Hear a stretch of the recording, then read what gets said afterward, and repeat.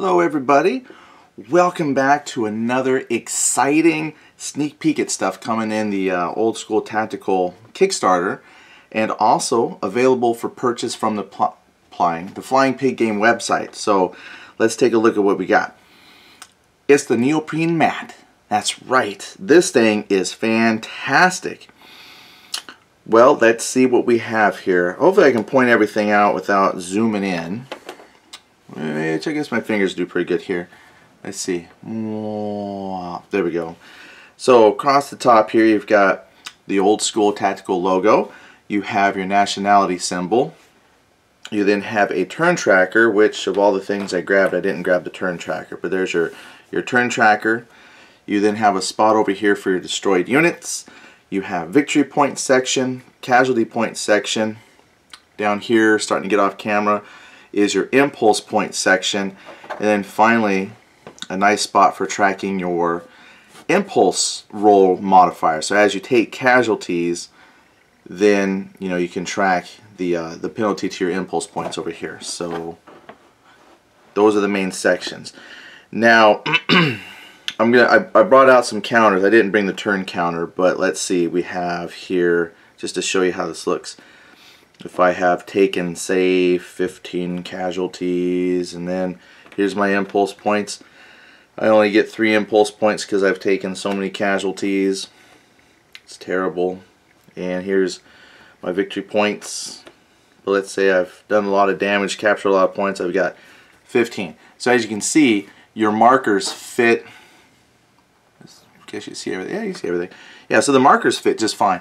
I think I will zoom in just a little bit so you can kind of see the side. So the square that holds it is slightly bigger than the counter, but that allows for the counter to fit perfectly. So this is what it looks like. And you might be asking, well, why? Why did you make such a thing? Well, I'll tell you why. That's a great question. This is a fantastic tool for a couple of reasons. One, your map is huge. They're like 30 by 41 inches, so the maps are very big, and they put all of your counter information on the outside edge of the map. When you play the scenarios, most of the scenarios, if not all of them, they actually only take up a portion of the map, right? So if this was your map, you might only be playing on this section. So then you still have to use all the outer edges to access all of the tracker information. So what you can do with this is you can actually lay this out on the unused portions of your map, conserving space, right? So you don't have to reach as far for everything. Everything is right here at your fingertips. There's a quick visual display instead of having to keep scanning the outside edges of the map board. So the trackers on the map board is convenient, but if you have something like this, it just puts all that information right here in one spot. This is also great for the solo players. I don't know if I can unzoom more. No, that's it. So this is great for your solo players because, again, all your information is here. You don't have to reach clear across the table to do the quote-unquote opponent side when you solo play. So if you're, say, playing the Germans, you could use the outside trackers, for the German stuff because you can reach that. But then if you have, like, the Americans, then instead of having to reach clear across the table all the time, you can just lay out the American mat and then have all the information there. Whatever works best for you. So that's a couple uses. Also, if you really needed to, I should have grabbed this sooner, but I have here, if nothing else, it makes a really cool looking mouse pad because it's like pretty much the same stuff as a mouse pad. Alright, so that's what this looks like. So I'm going to take the trackers off for a moment. Now, another great thing, just like a mouse pad, on the back here, you've got a lot of great anti-slip. So when this is on your map, the mat is not going to go sliding. Your counters don't necessarily grip it. There's no grip. It's just as bad as like the map, like if you have the actual map board. But the thing is, this has more grip than your map board. So, it takes a little bit of effort to shift this thing around. So unless you actually move your map board and bump it, all your pieces stay in place pretty well. So yes, this is the American one. So momentarily show you the American one. So the German mat comes in this nice gray, and then we have the American mat, which comes in this nice green. It's same layout. So you've got the Old School Tactical logo, you've got the nationality symbol. I didn't point it out, but you do have the Flying Pig Games logo on here, but exact same information. Turn tracker, victory points, casualty points, impulse points. Plus there's a great, I'm not sure how it's coming across on the camera, but just a lovely piece of art in the background. This is a American M4 Sherman, and then this, you take more knowledgeable folks than I. From what I can tell, I believe this is the Panther on the German mat.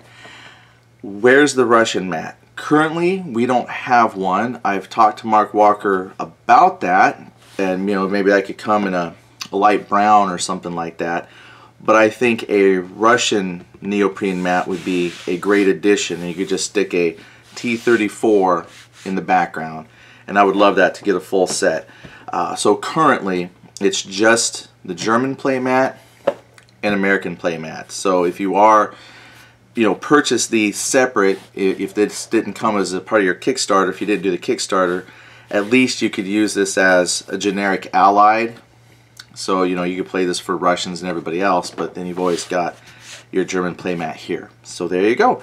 That's your neoprene mats. I hope you are as excited to see them as I was. Kind of let out a squeal of "ee," here they are. And I think they're fantastic. And they do. They really work really well. I was trying to think some of the different scenarios I've played. Depending on your table space, like I said, you just lay it on unused portions of the map. Maybe it overlaps off of the map onto your table, but again, it puts all the information you need right here in one spot. So thank you for tuning in. I hope this drives you to pick them up, because I really think that if we can move a lot of these, get a lot of these into people's hands, that would be more incentive to create a Russian one. Plus, my thoughts, and I haven't talked to Mark Walker about this, so when he watches this, he may or may not, I don't know how he feels, but I'm thinking what would be very cool then too is if we could come up with specific units at some point. I mean, wouldn't that be kind of cool? If you could have, 101st, 82nd, specific Russian units, German units, and then later when we get the Pacific, there, I would like to see maybe, a Marine.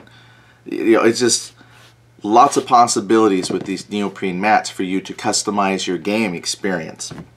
So keep those ideas coming. Plus, if there's anything else you want to see, I still have, let's see, what have I not shown you? I think we got to look at maps still. I know we've looked at counter sheets. There's the pocket maps. If you want to see pocket maps, we have the bonus luck cards. I think, other than like maybe looking at scenarios or something like that, most of the big hardware we've shown you. So if there's anything else that you want to see from the game, just let me know. Data cards, I can show you data cards. Just let me know what you want to see and we'll make that happen. So until next time, have a good night.